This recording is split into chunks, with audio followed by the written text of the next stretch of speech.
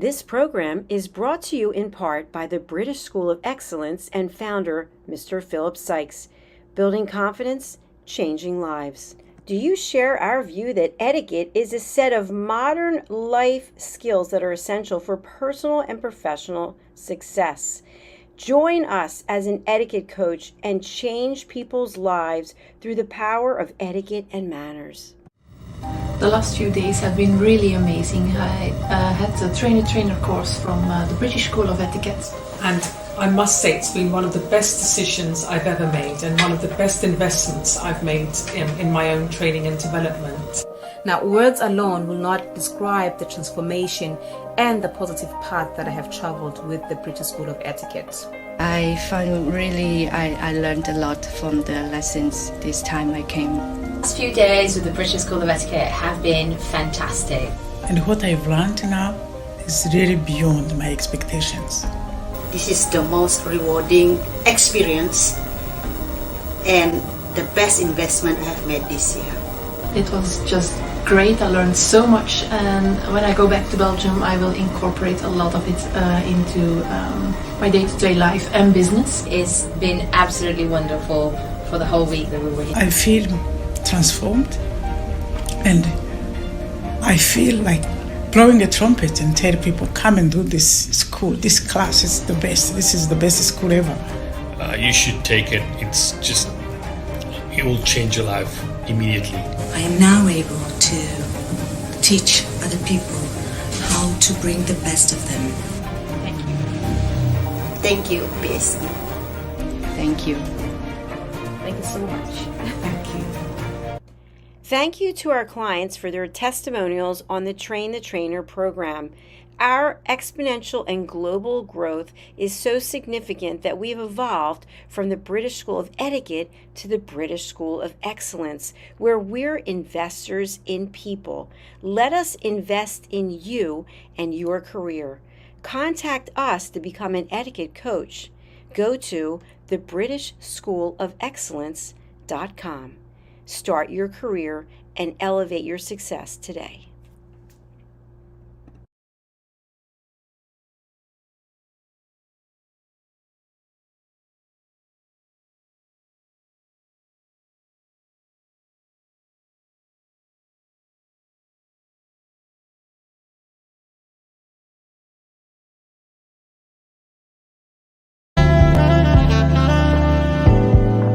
Welcome to USA Global TV and Radio, where our mission is to provide education, entertainment, hope, and inspiration. USA Global TV and Radio connects you with experts and audiences all around the world every single day to help you succeed in business and to live a richer life. Visit us at usaglobaltv.com to learn about career and life-changing training and mentoring programs like the Listening Mentor. Subscribe to our newsletter to stay informed about our special programs and offers. Discover how you can become a guest on one of our shows or a host or producer of a USA Global TV and Radio show of your very own. That's USA Global TV and Radio, where the doctor is always in.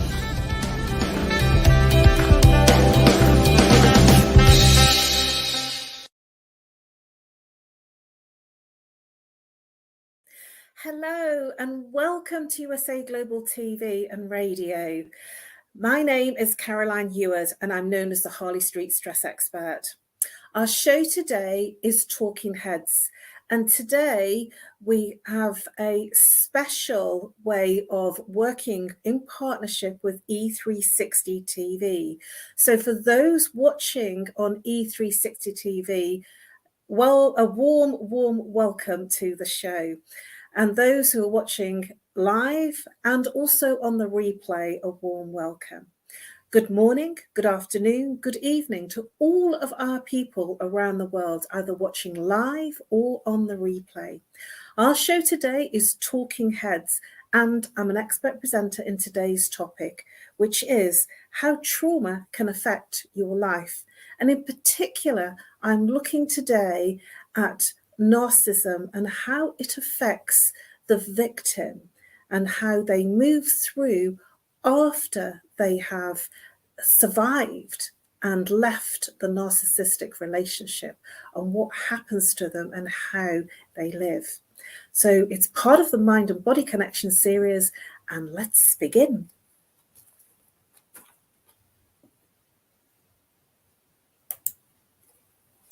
I'd like to start off with a quote by Kirsty Green. She's actually a survivor of a narcissistic relationship.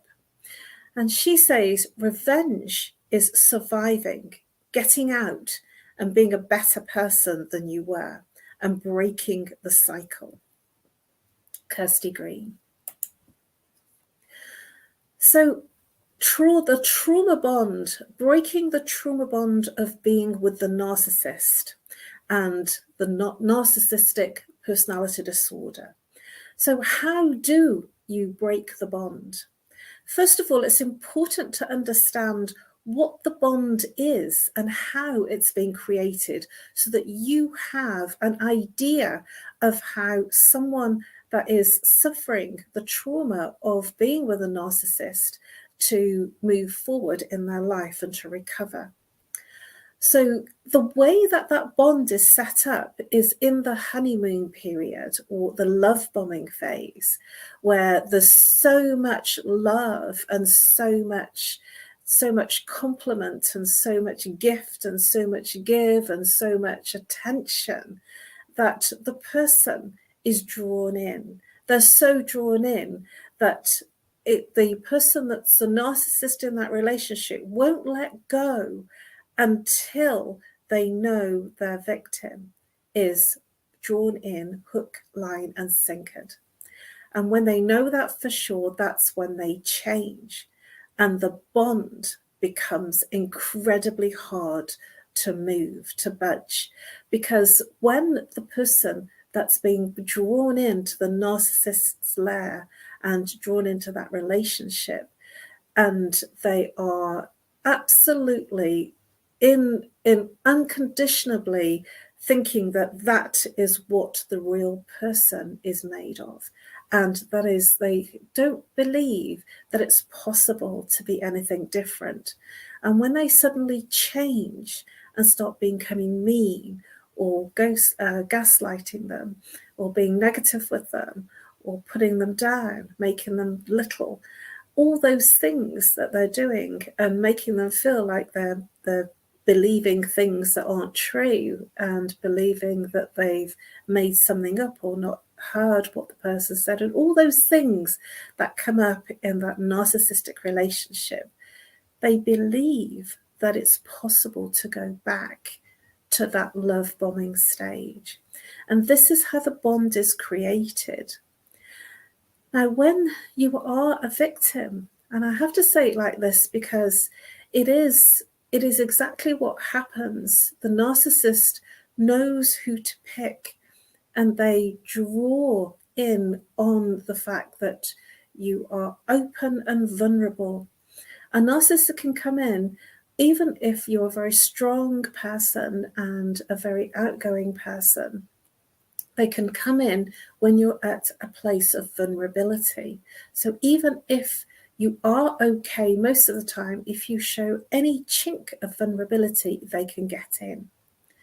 Now, this bond that's created is a bond that is very difficult to break. So even if you have managed to leave that narcissistic relationship, and this is the subject matter for today, when you've managed to leave it and you've been in that narcissistic relationship for as long as whatever time you've been in it, in terms of an adult narcissistic relationship or a child narcissistic relationship, what happens is when you move out of that relationship, you then have the place of recovery.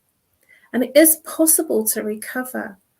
But what happens to the person in that relationship is that they learn to protect themselves. They learn to shut down so they don't get hurt, so nobody can get in and make them suffer in the way that they were before. And what they do is they shut down the feelings and emotions.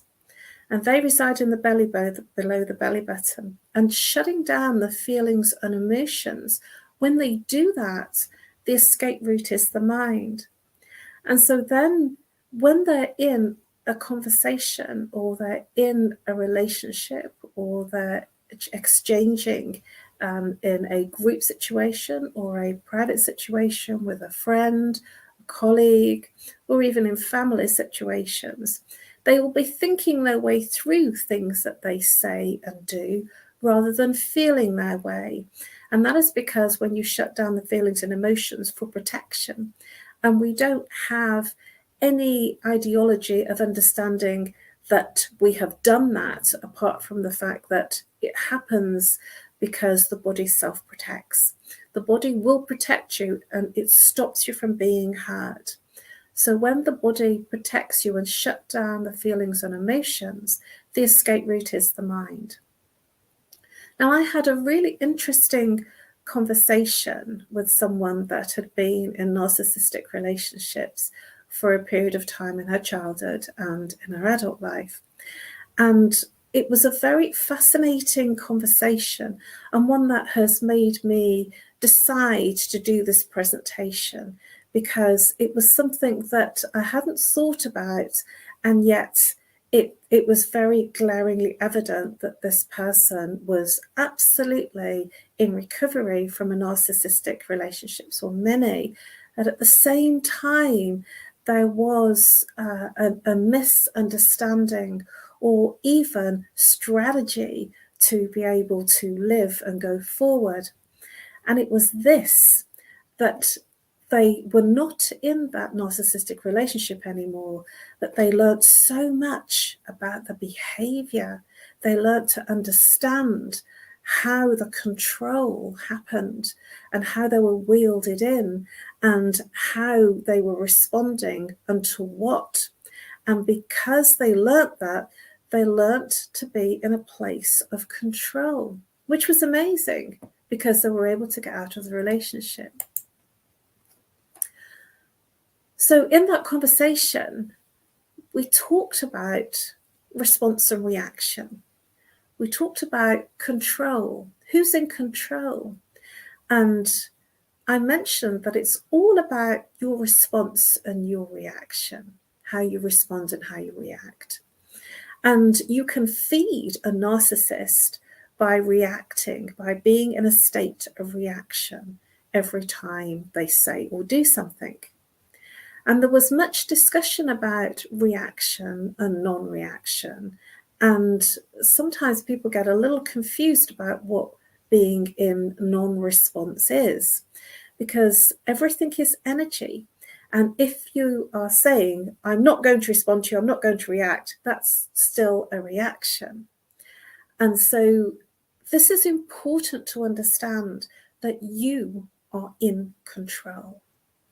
You are absolutely, as the person that has come out of that relationship with the narcissist, you are absolutely in control, because you are in control of how you respond and react.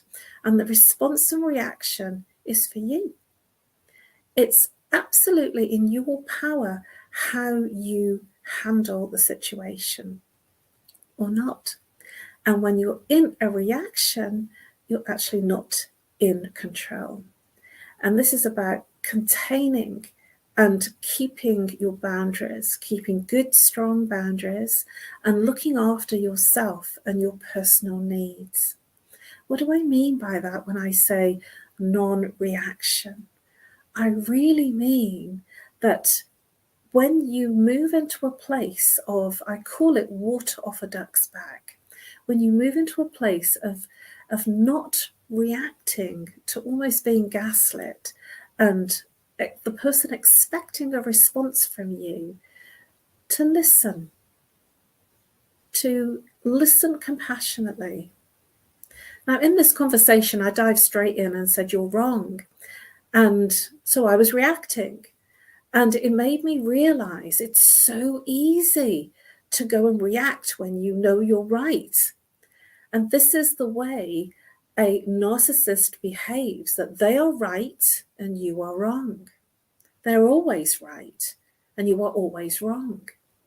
And they will do everything that they can to justify and argue that their perspective is right. And so sometimes when you have come out of that kind of relationship, that the person that has been in the narcissistic behavior towards you, that whatever they say is right, that they have a justification, you're wrong and they're right. And there's nothing that you can say that makes you right. And there I was in this extraordinary situation of the person telling me that they played games and that is the way that they lived, because she knew exactly how to respond to gain control. And this is what I would call a reversal, where the person has learnt some strategies. They've learnt a way to handle situations that are difficult, to stay in control.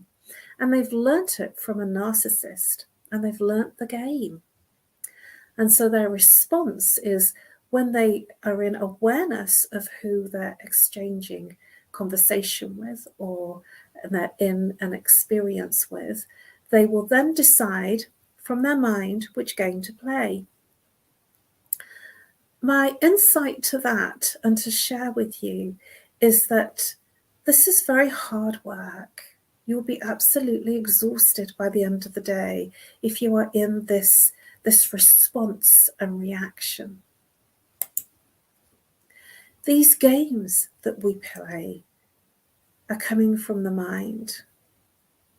And whatever we think about, and whatever we're talking about, and whatever we're conversing about becomes a reality. And so then your life can become the reality of your game playing. Because everything is energy. Everything, it's like a radio dial. I don't know whether you might remember the analog radio. So we're talking about the ones where you would switch radio frequency. So there was radio medium wave, radio long wave. I think there was radio high wave. And you could only get the programs on radio low wave if you were in radio low wave. And you couldn't get the programs on radio medium wave if you're on radio low wave, and vice versa. And so whatever frequency that you are in, so whatever frequency in terms of the radio dial that you were in, is all that you're going to attract. And so if, as the person that has survived, because this is what I'm talking about, the survivor of the narcissistic relationships, and they've survived and they've got out, they will be very strong as a person. They will be strong-willed, and they will have a good level of control in their lives and boundaries that they were taught by a master. They were taught by the narcissist how to control boundaries and how to stay in control. And I have seen and witnessed this to the perspective that it kind of frightened me that the person was suffering still, because they weren't out of it, because they were still playing the games. They were still in the mind of the game playing, of being in the narcissistic relationship. But this time, the boot was on the other foot. It was on their foot.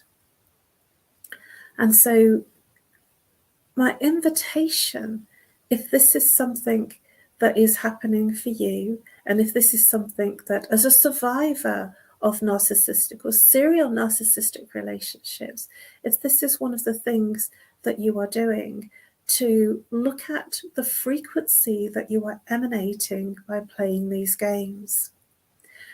My invitation is to step into your heart, because when you go into your heart, you connect with yourself to your own inner authenticity.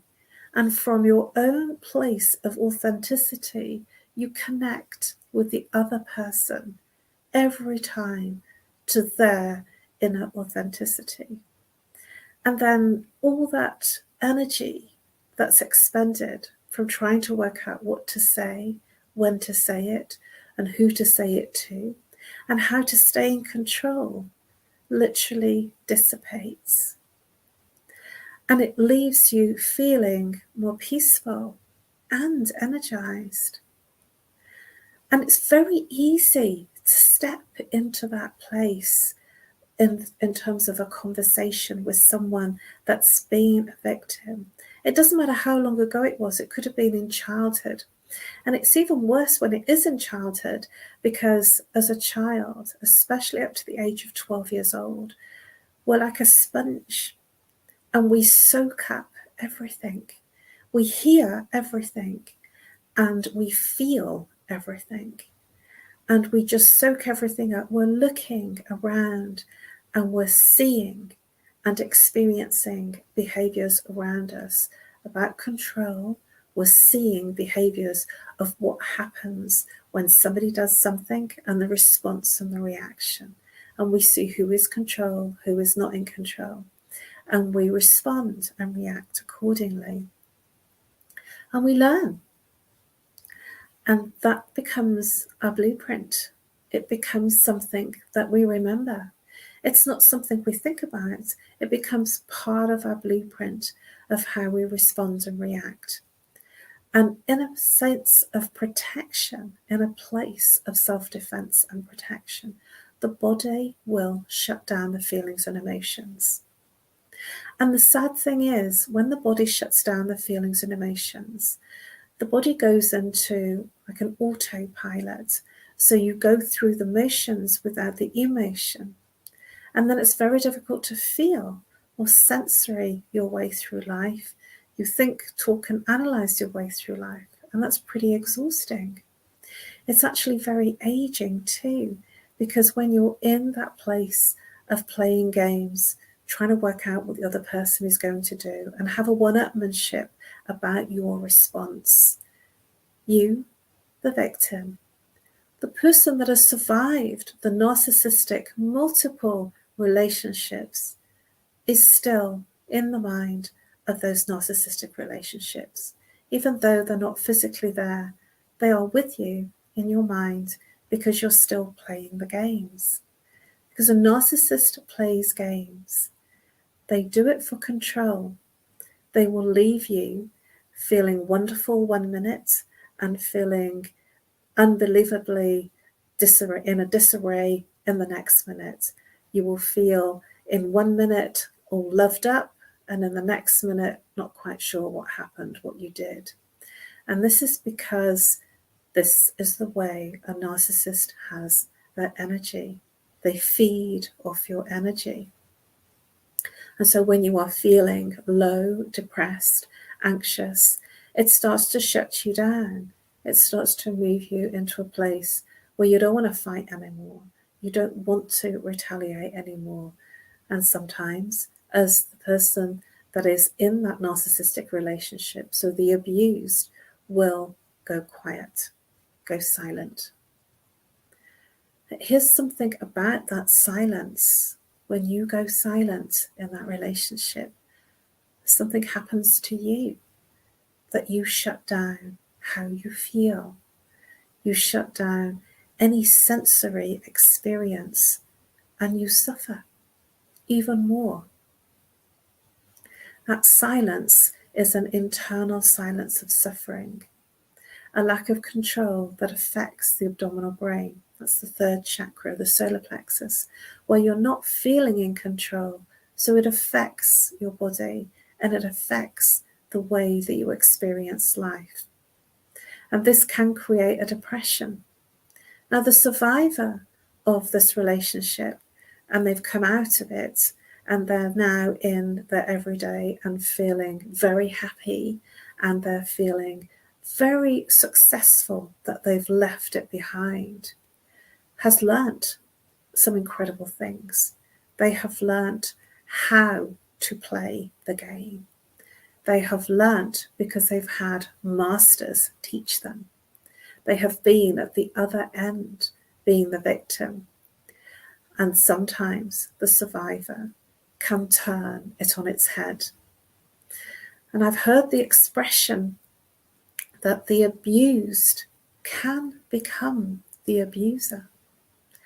And they can become the person that, because they have not been able to cope in that relationship of being in the narcissistic relationship and being abused, they become controlling, and they become into a place, they step into a place within themselves so it never happens again.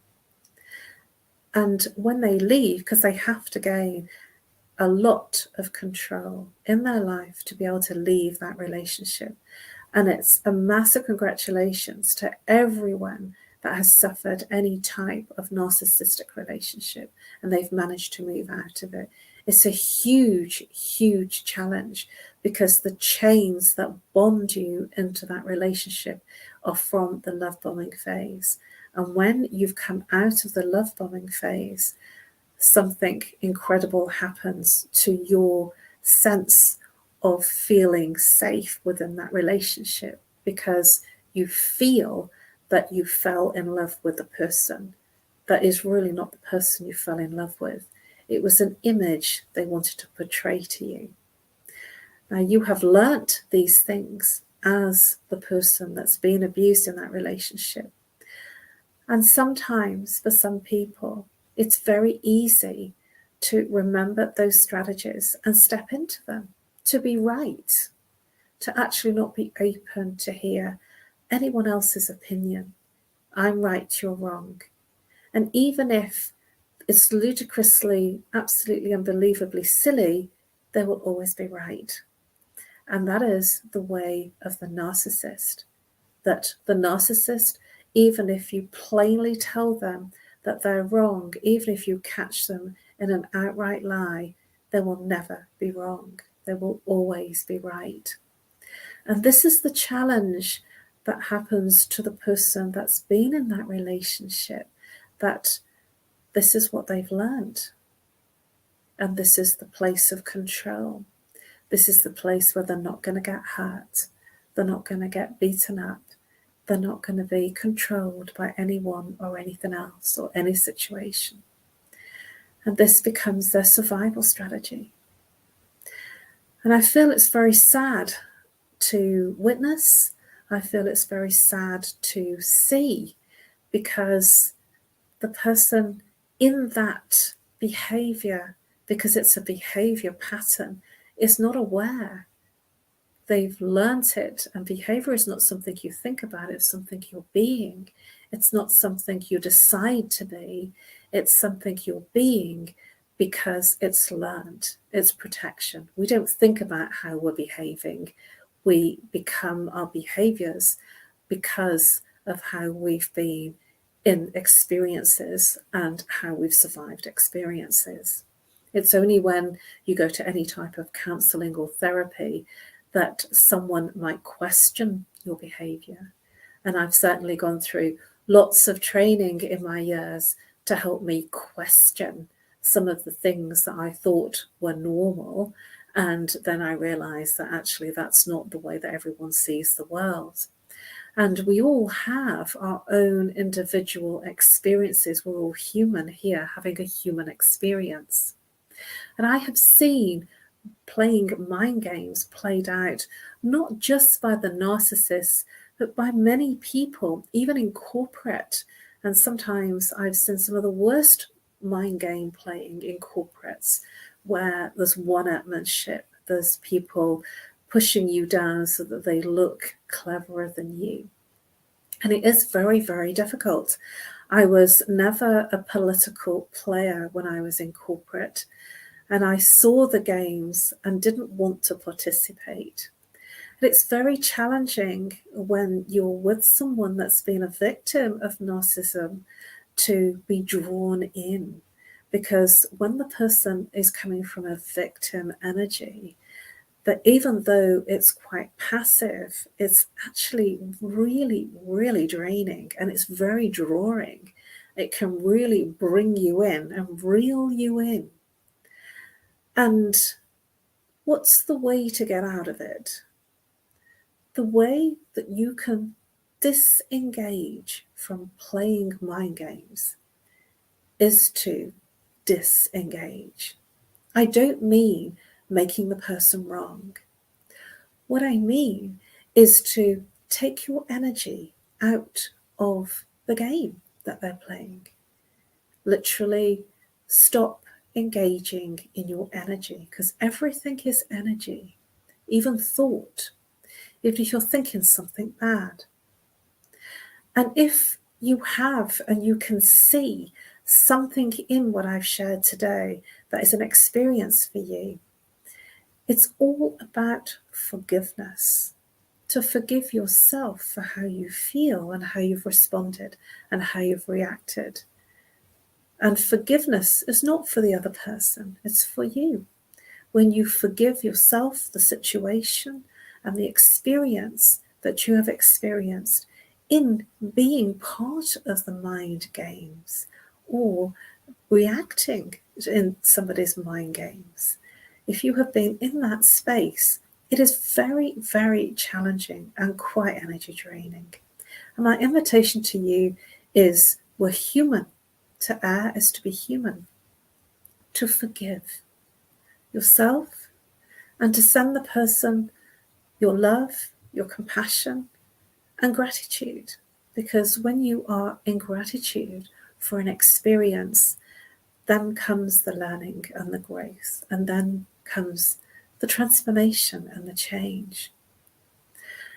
And it's not easy to forgive yourself, because we're human and we step into those situations time and time again. I call them repeating patterns. Our life is a repeating pattern. And if you keep experiencing the same kind of experiences and the same feelings and the same situations, a different time, different person, different name, different situation, but you have the same experience, this is a repeating pattern. And if you are finding yourself in repeating patterns of being in situations, of being in that mind playing, game playing situation, it is because there's something in you that's drawing it to you. There's something in you in terms of your vibration, your thinking, your energy, something you need to resolve. And it's really feedback. That's all it is. It's feedback. It's your feedback. And it doesn't necessarily mean feedback for the other person. If you have taken it as feedback, then you can respond and you can change and transform the lesson. You can transform the learning into wisdom so that it doesn't happen again. And it's not about wishing the other person unwell and bad ill. It's about you experiencing what is right for you so that you gain the wisdom and move forward. So if you have had an experience of participating or being the person playing my games, you can decide to take it as feedback, to learn the lessons, to take the wisdom and move forward so that you can experience a better life. And it is about moving into a place of your heart, moving from your head to your heart. It looks like a very short distance, but actually it's a long way when we're moving from head to heart. Because when we're in the mind, sometimes it's easier so that we don't feel the pain. But when we move into the heart, yes, the pain is there and we feel everything. That this is the place of inner peace, calm, and it's absolutely the place of your greater authenticity of life. When you move into your heart, you're not seeking external approval or pleasing the other or even pleasing yourself. It is a place of calm. It is a place that's tranquil. and it is the place that you were born to be in. And my invitation is for you to, if you are playing mind games, or if you have been subject to an experience of mind games, is to stop, disengage, and move into your heart so that you feel again, and you move into a place of inner calm, inner peace, inner joy, just the way you were meant to be when you were born. When you were born with no mind. You're born goo and gaga with no mind. And this is how we were meant to live. And my invitation to you is to step out of the mind, to disengage in the right and wrong game, and the blame and shame game, and the game of any game that you step into.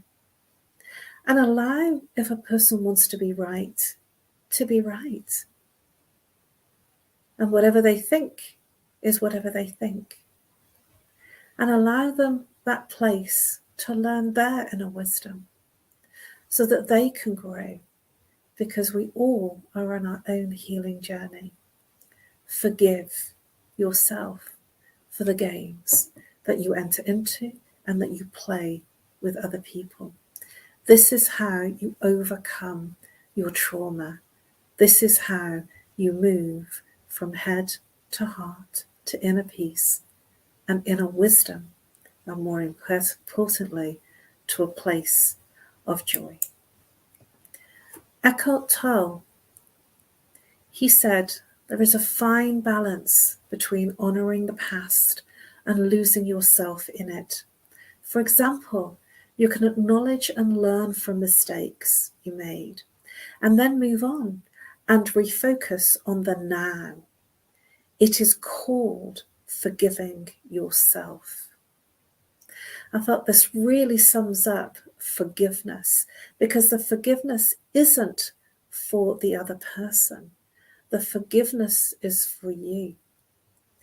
When you forgive yourself for your response and your reaction and your suffering, and you allow yourself the freedom, that's right, the freedom to be your true, authentic self without having to work out what to say next, or how to respond, or how not to respond.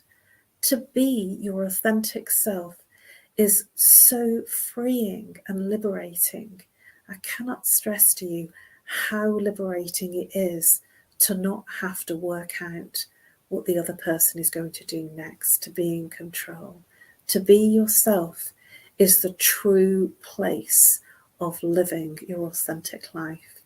And then you're not at the behest or the call of that narcissist relationship. You're finally free. You're free to be who you were meant to be. Free.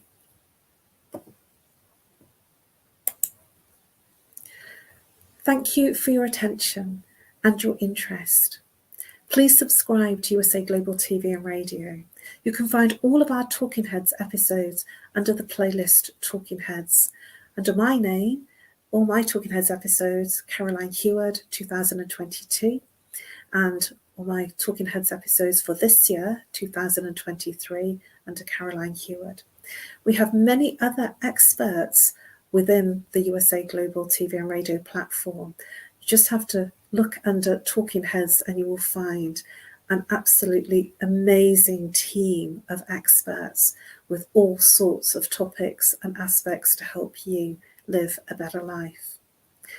Please do reach out to me if I may be of service to you. I offer a free consultation on either Zoom, Skype, Messenger, audio, video, or if you're camera shy, you can reach out and call me on +44 if you're international. If you're local, 07523 120 189. I look forward to helping you break through the chains of your trauma, because just because you're not in that narcissistic relationship, it doesn't mean it's over. It's only over when you allow yourself to be your true, authentic self. peaceful, calm. And I look forward to helping you on your journey to recover.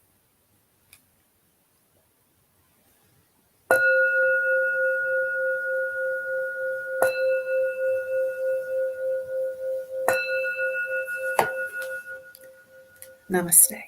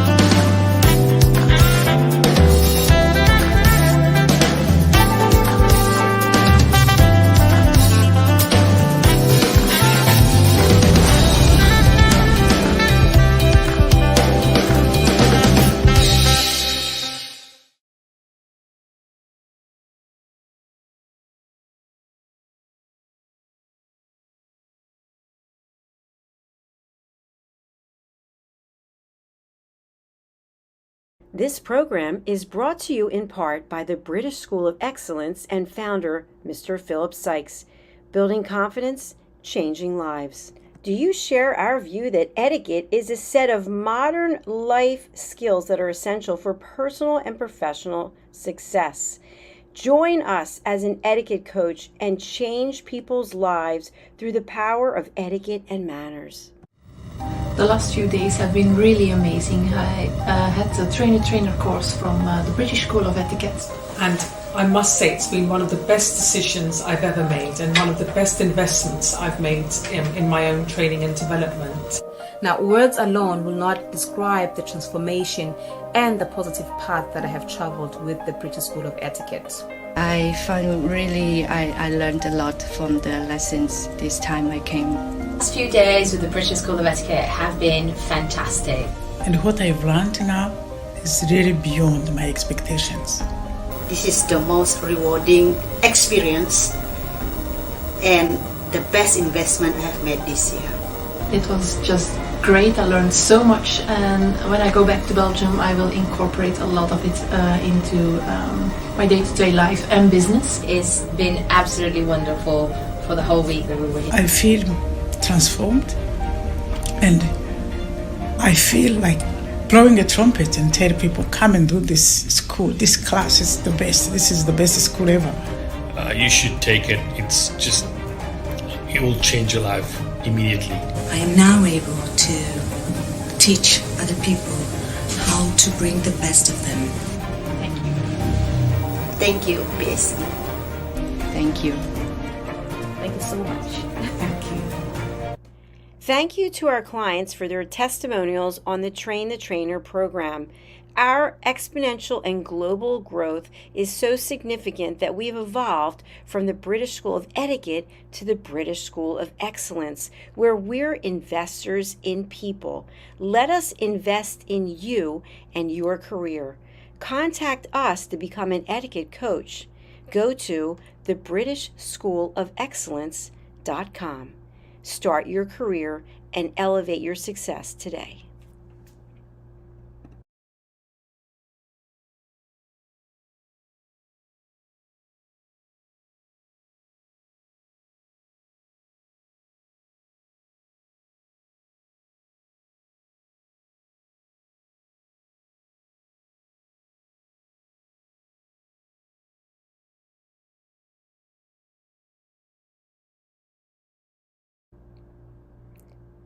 This program has been brought to you in part by Zane Carson Carruth, etiquette and protocol expert, international award-winning author, television show host, and philanthropist.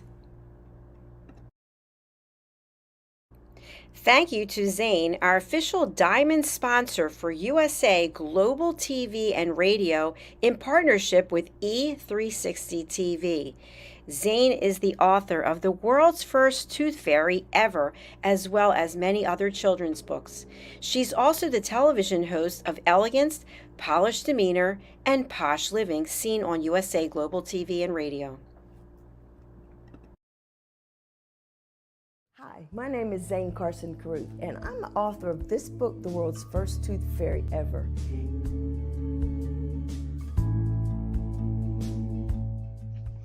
Reading is magic. Studies have shown that reading to your children lays the foundation for greater success in life. Reading helps develop language and vocabulary skills. It helps improve memory, and it encourages curiosity and inspires creativity. The benefits are immeasurable, and as a parent, you'll benefit too.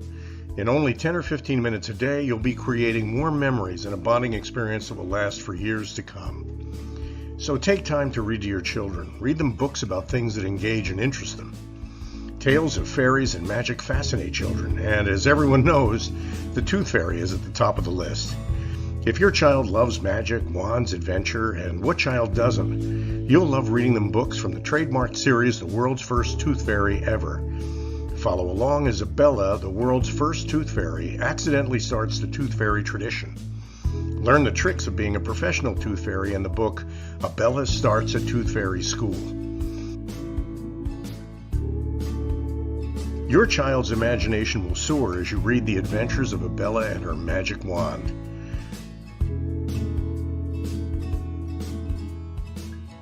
These wonderful books are available at worldsfirsttoothfairy.com and at Amazon, Barnes & Noble, and Walmart.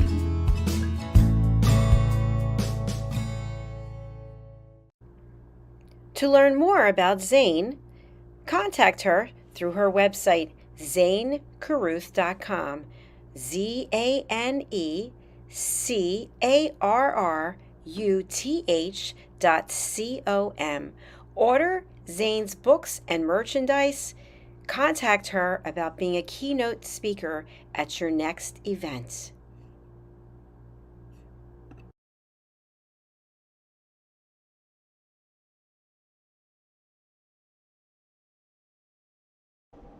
This program is also brought to you in part by Ella Holly, artist and singer of the single Things That We Do.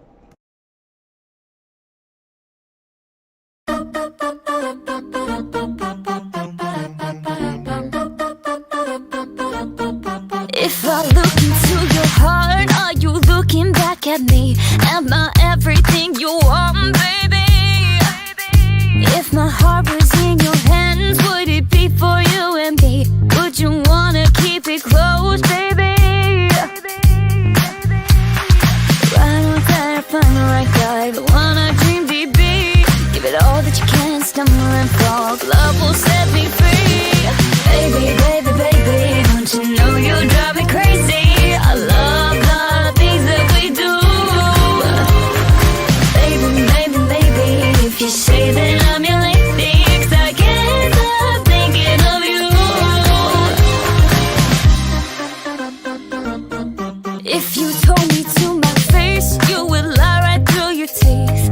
Would anybody know this is meant for me? I'm not the one to cry or throw my heart away. Can you show me all your loving? 'Cause I'm tired of these games. Right on time, I find the right guy, the one I dreamed he'd be. Give it all that you can, stumble and fall. Love will set me free. Baby, baby, baby, don't you know you drive me crazy?